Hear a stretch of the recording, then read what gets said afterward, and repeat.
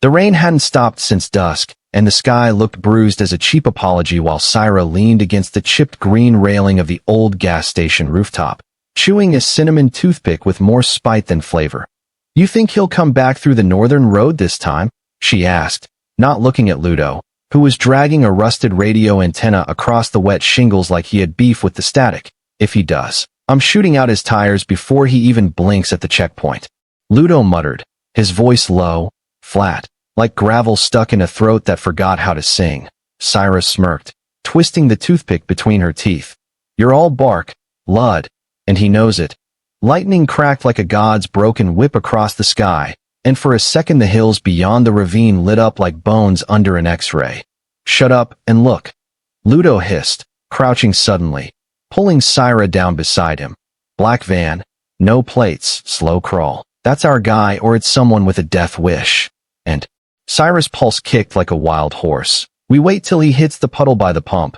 Then I move. You cover." Ludo nodded, already lining up his old but deadly rimmer sight on the ledge. "Tell me you loaded the darts this time," he said, teeth clenched. "What am I new?" Syra shot back, already slipping her hand into the inside lining of her oil-stained coat, fingers brushing the cold metal of the custom dart gun. The van rolled up slow, so slow it felt like time forgot to breathe. And just before the wheels hit the gleam of that puddle, something flickered inside the windshield. Movement fast. "Abort! Abort!" Ludo hissed, but it was too late. Syra had already launched off the ledge like a shadow given form, boots skidding on the slick tin roof, landing hard on the hood with a metallic bang. The van didn't stop, didn't swerve, just kept rolling with her crouched on top, like a curse it didn't know how to shake. "We got the wrong van, Syra. That's not him, he's got a decoy." Ludo's voice ripped through her earpiece as she slammed her palm on the roof, trying to get a grip.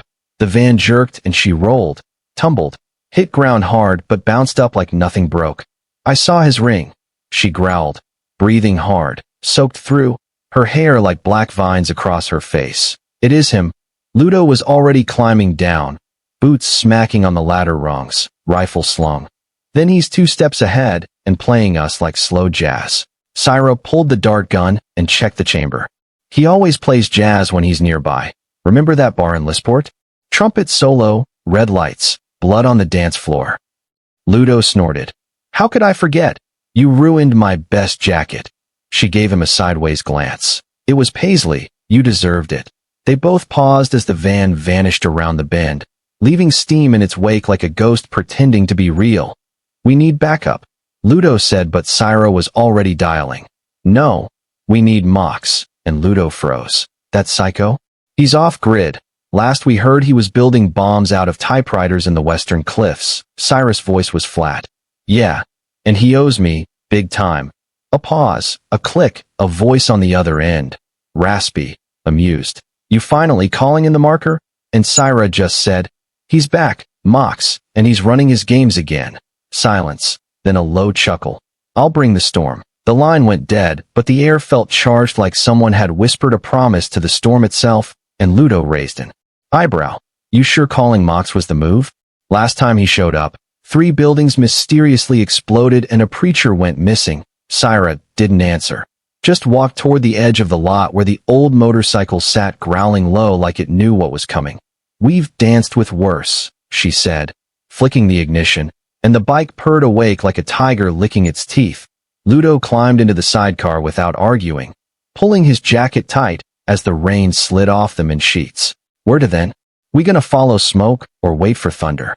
Syra revved the engine, eyes locked on the winding road that vanished into the northern hills. "He'll head for the ardent spires, old smuggler trail. Nobody checks that route since the landslides." Ludo lit a soggy clove and squinted through the mist. "You think he's hauling something?" "No," she said, voice cold. "He's dropping something off." The bike tore through the mud, engine howling as the landscape blurred past. Abandoned shacks, twisted trees, a herd of goats chewing on copper wire near a burnout diner. And somewhere out there, the van moved like a ghost that refused to stay dead. "You think he remembers us?" Ludo asked over the roar, and Syra's eyes narrowed. "He remembers everything. That's what makes him dangerous." Just then a voice crackled through their comms. Sharp, precise, too calm. "Hello. Old friends. Both froze. Ludo dropped the clove. Syra tightened her grip on the throttle. This frequency is restricted, she said through clenched teeth, but the voice laughed, like velvet soaked in arsenic. So is breaking a promise. Yet here we are. A map flickered to life on the bike's cracked screen, a blinking red dot moving fast toward the coordinates marked Violet Needle. Ludo stared. That's a dead zone. Nobody's been there since the refinery fires. The voice chuckled. I know. It's why I like it. Plenty of ghosts, and they don't ask questions. Static burst. Then silence. Syra didn't wait. She swerved hard, and the tires kicked up a fan of mud and sparks as they roared down the old pipeline trail. He wants us to follow, Ludo said, wiping rain from his eyes. Yeah, Syra answered. And we're gonna follow him straight into hell if we're not smart. Wind howled through broken billboards and bent road signs as the trail got narrower, darker, the trees pressing in like they were eavesdropping. And then, just ahead, a figure appeared in the road, arms raised. No umbrella, just a torn poncho, and glowing eyes beneath goggles patched with wire. That Mox? Ludo asked, and Syra slowed just enough not to kill the guy. That's Mox, she muttered, and the figure grinned wide, stepping forward with a homemade nail bomb in one hand and a bouquet of dynamite in the other. You brought snacks, Ludo said dryly, and Mox's teeth gleamed. For the party, he said, climbing on the back of the bike. He's not just dropping something off, Syra. He's waking something up. And for the first time in years, Syra felt the cold thread of fear slip down her spine, like a needle searching for a vein. The road turned cruel fast, like it forgot how to be a road, and started dreaming it was a scar across the earth, rocks jutting up like broken teeth, and the rain slicking everything in silver lies. But Syra didn't slow down, not even when the thunder got too close or when a shadow darted across the tree line. You hear that? Ludo asked, shifting his weight in the sidecar, eyes scanning, breath fogging his cracked goggles. Yeah, Mox said, cocking his head like a dog who smelled something off. The ground's humming. And sure enough, it was a low vibration riding under the tires like a drumbeat buried in bones. Old power lines, Syra guessed, but Mox was already shaking his head. Nope. That's something waking up. Then up ahead, just beyond the bend where the trees broke into a clearing full of rusted cranes and collapsed oil tanks. They saw it. Tire tracks, deep, fresh, clawing through mud and gravel, and heading straight into the broken gate of the Violet Needle. The old refinery crouched like a wounded animal wrapped in fog and wire. He's in there, Ludo whispered, like saying it louder might summon something worse, and Syra killed the engine, letting the silence swallow them whole. We go on foot, she said, sliding off the bike. Mox already slinging a rucksack full of explosives over his shoulder like it was just another Tuesday. What's the plan? Ludo asked, adjusting his scope, and Syra glanced at him with that look that meant bad news. Just got invited to dinner. Split up, she said. He'll expect us together. Mox, plant your toys along the west turbines. Ludo, find high ground and watch for movement. I'm going in, alone? Ludo asked but didn't argue. Not really, he knew better by now. Syra was already moving, boots silent on the wet gravel, dart gun in hand, breath low and steady as she slipped through the fence like a memory you thought you'd buried. The refinery was dead quiet. Too quiet. The kind of quiet that felt like it was listening, and every step echoed like a secret being passed from pipe to pipe. Then she saw it. Footprints, size 11, boots, and beside them, smaller ones, barefoot. He's not alone, she whispered, her pulse stuttering as she followed them around a collapsed wall into a chamber lit faintly by emergency lights that shouldn't still be working. And there he was, leaning against a control panel, trench coat dry despite the storm, sunglasses reflecting red from a console screen. Been a long time, Syra, he said without turning, his voice still smooth, still dangerous. You're late. You sent the invite, she said, keeping the gun steady, her finger ghosting the trigger. And you brought Mox. How nostalgic, he chuckled. Tell me, did he still name his bombs after extinct birds? No, she said, stepping closer. Now they're named after regrets. The man turned, and his smile was too calm, too precise. Fitting, he said, and behind him, a screen blinked with a countdown, something ticking down in red digits, and Syra's heart sank. What are you doing, Locke? She hissed, and he stepped aside to reveal a tank filled with liquid, and in the center of it, a shape, curled, breathing, not quite human, not quite not. Bringing her back, he said softly, reverently, "You tried to kill her," Syra said, her voice cracking like ice under boots. "We all tried to kill her." And Locke smiled. "And we all failed." Then the countdown hit 3 o'clock and a siren began to wind up somewhere deep in the bones of the refinery. Ludo's voice cut in over comms, sharp, panicked. "Syra, we've got company. 3 incoming vans, armed, no plates," and Mox just started laughing like a lunatic. "That's never a good sign." Syra raised the gun but Locke was gone, vanished into steam and shadow like.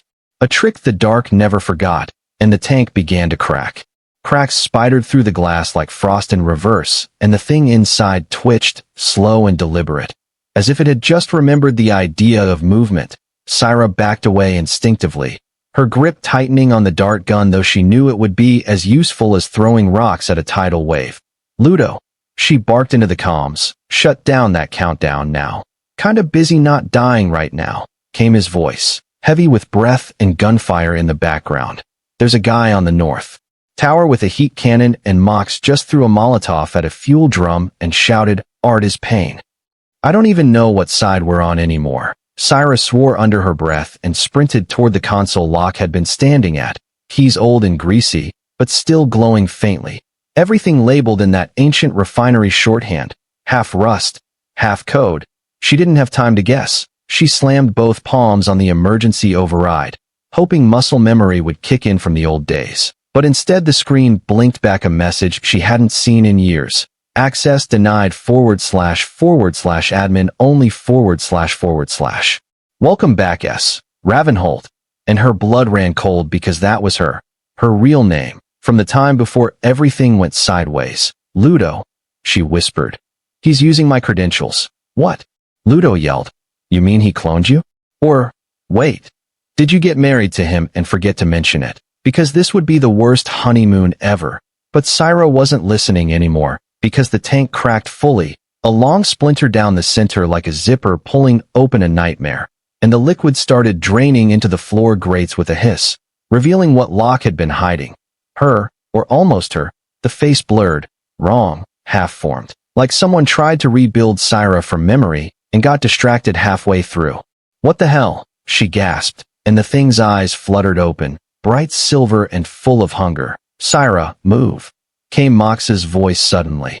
And then something exploded above her, ceiling giving way to a rain of broken metal and fire.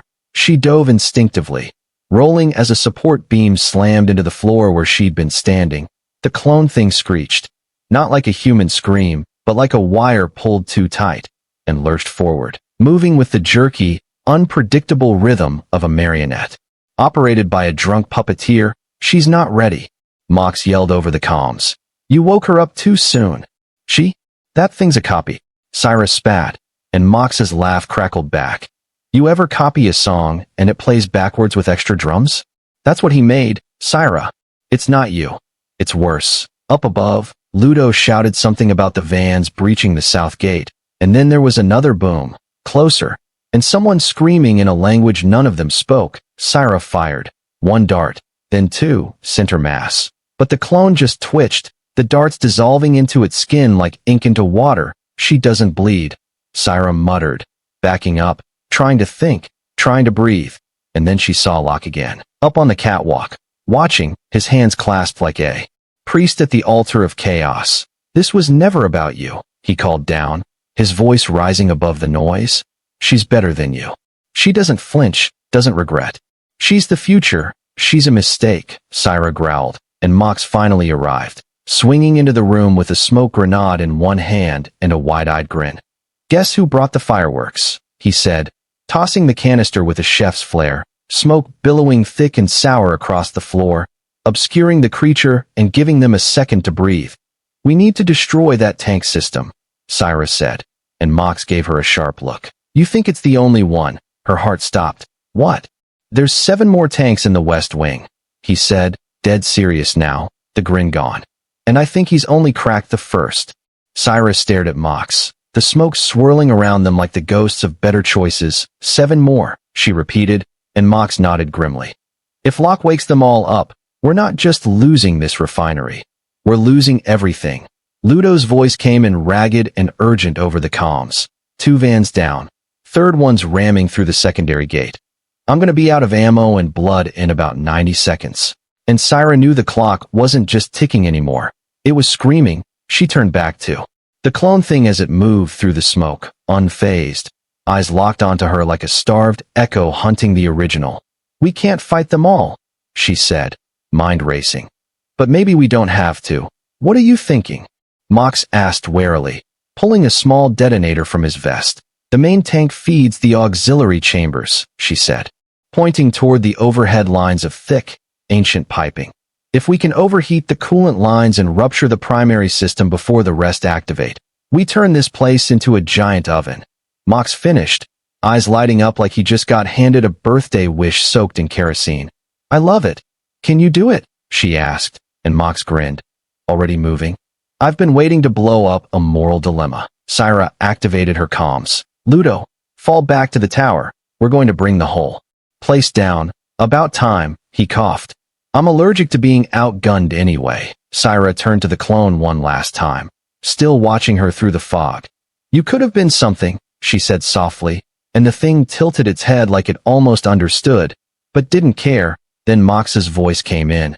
Systems primed, cooling lines locked, pressure building. Syra, we got about 25 seconds before this refinery becomes a memory. Then we leave now, she said, bolting for the exit. Dodging debris and broken glass, Mox following close, clutching the detonator like it was his religion. Ludo met them at the tower base, bleeding from a cut above his eye, but smiling like someone who just made rent. You brought the cavalry, he said, and Mox answered by pressing the trigger. The sky lit up instantly, a wall of heat and light as the refinery erupted behind them in a roar that shook the mountain roots. Towers collapsing like dominoes, the scream of the clone thing swallowed by fire and steel as it burned with the rest of Locke's sins. They didn't stop running until they hit the ridge overlooking the valley, the rain finally easing as the inferno painted the clouds orange. Tell me that's it. Ludo gasped. Tell me we stopped him. Syra looked back at the ruin below, the flames licking the sky, then turned toward the horizon where the dark was starting to break. We stopped this, she said, voice low. But Locke's not done. He didn't die in there, Mox added. Surprisingly serious. You know that, right? He's too obsessed, too careful. He'll resurface. Then we'll be ready, Syra said, holstering her empty dart gun and walking into the dawn. We'll be ready next time. And behind them, the violet needle burned like a warning, a tombstone with no names, just scars.